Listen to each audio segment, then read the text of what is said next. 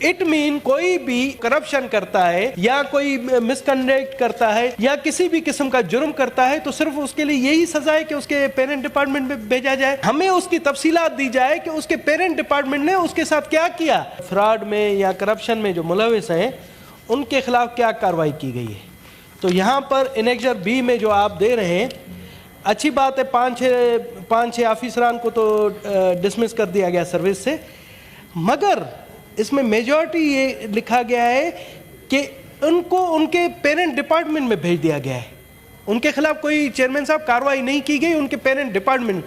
تو it mean کوئی بھی اگر بس میں آتا ہے کسی بھی ڈپارٹمنٹ سے, وہ کرپشن کرتا ہے یا کوئی مسکنڈکٹ کرتا ہے یا کسی بھی قسم کا جرم کرتا ہے تو صرف اس کے لیے یہی سزا ہے کہ اس کے پیرنٹ ڈپارٹمنٹ میں بھیجا جائے.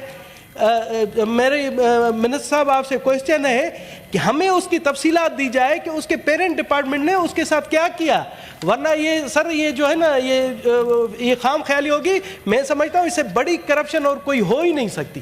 جی طارق صاحب, میرے فاضل دوست نے پھرتے جذبات میں بہت بڑی کرپشن کہہ دیا. میں نے پہلے عرض کیا تھا کہ اگر 1400 ارب روپیہ ڈسٹریبیوٹ ہوا ہے پچھلے 5 سالوں میں, زیادہ ہوگی اماؤنٹس. یہ میں نے بتایا کہ ابھی ریسنٹلی 577 اور 593 اور 477 بلین ارب کا 2 سالوں کا بجٹ ہے. پیچھے چلے جائے تو وہ بھی سینکڑوں اربوں میں ہے. اور یہ غربت کے خاتمے کے لیے جو وفاق کرتا ہے, اور اس کے ساتھ اب ہماری پارٹنرشپ باقی ہم بڑھا رہے ہیں صوبوں سے بھی اس حوالے سے, تو اس میں سے اگر ٹوٹل امبیزلمنٹ جو ہے it comes to 14 crore and 50 lakh rupees, اور اس کی بھی 100% ریکوری ہو گئی ہے.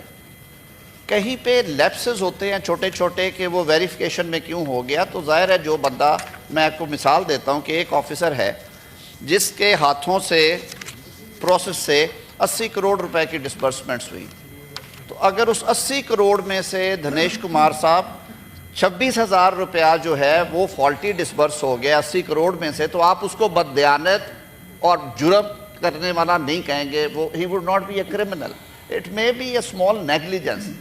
آپ کو خوش ہونا چاہیے. میں تو بلکہ خود آج یہ بریفنگ لے کے حیران ہوا ہوں کہ اتنے اربوں روپے کے ڈسبرسمنٹ میں جو لکھا آیا ہے ہمارے سامنے, اور وہ ظاہر ہے فلور آف ہاؤس پہ کہہ رہے ہیں. اگر کوئی فگر ادروائز ہے تو آپ کے پاس پورا رائٹ ہے کہ آپ اس کو لکھ کے ایویڈنس کے ساتھ لائیں تاکہ کارروائی ہو کہ انہوں نے جواب ٹھیک نہیں دیا. تو میرا تو کہنا یہ ہے کہ اگر 1200 یا 1600 ارب میں سے 14.5 کروڑ روپے کے کیسز آئے ٹوٹل جو کہ غلط تقسیم ہوئے تھے, اور پھر اس کو بھی 7 کروڑ 20 لاکھ روپیہ جو ہے وہ فیکٹریز سے ریکور کر لیا گیا, جہاں پہ وہ گھوسٹ تھے یا نہیں مل سکے کوئی آدھا % لوگ, وہ بینکوں نے جو ڈسبرس کرتے ہیں ان کی نیگلیجنس ہوتی ہے ویریفیکیشن کے بغیر, وہ ان سے لے لیا گیا ہے. تو محکمے کو کوئی نہیں ہوا.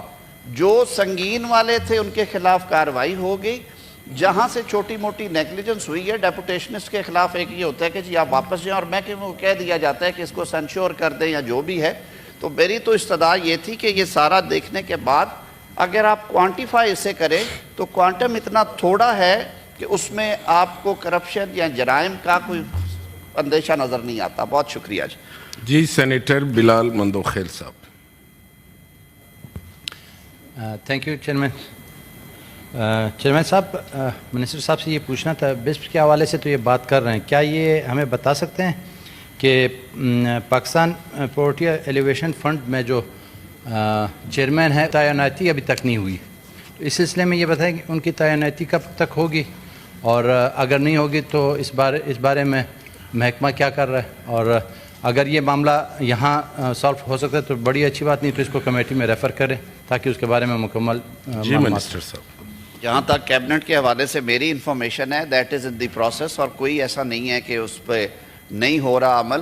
کئی پروسیسز ہوتے ہیں. ابھی ایک اور سوال آئے گا, اس میں بھی کینڈیڈیٹس کئی دفعہ سوٹیبل نہیں آتے. پیچھے بھی ایک ایڈورٹائز کیا گیا اسی طرح کے ایک متعلقہ محکمے کے لیے, وہاں پہ درجنوں کینڈیڈیٹس آئے, لیکن جو سلیکشن پینل تھا انہوں نے کہا کہ نہیں اور بہتر لوگ آنے چاہیے, انہوں نے ری ایڈورٹائز کیا. This is in the process and it would be completed very soon sir.